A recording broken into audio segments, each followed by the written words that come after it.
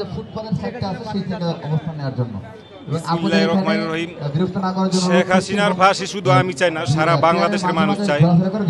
কারণ সে গত 15 বছর যে গণহত্যা বা বিচারের নামে ফাঁসি দিয়েছে অনেককে এবং গুম খুন করেছে অনেককে।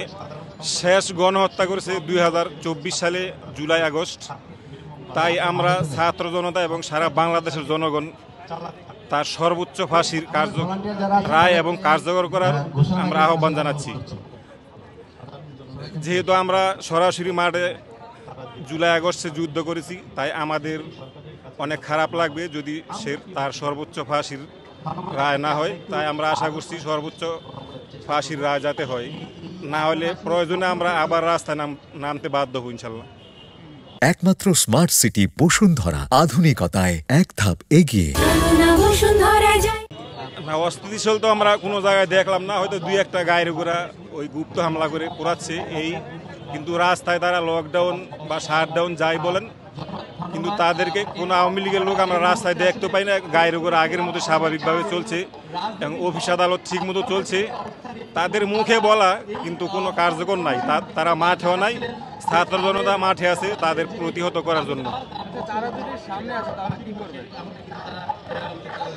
সামনে আসলে জনগণ তাদেরকে হালকা পাতলা গণদোলাই দিয়ে পুলিশের হাতে দিবে, কারণ আমরা তাদের মতো হত্যা করব না, আমরা তো তাদের মতো খুনি হতে চাই না। তাই আমরা হালকা পাতলা দোলাই করে পুলিশের কাছে দিয়ে দিব, বা এই কয়েকদিনের মধ্যে অনেককে পুলিশের কাছে আমরা হস্তান্তর করেছি, কিন্তু আমরা আইন নিজের হাতে তুলে নিয়ে নিই।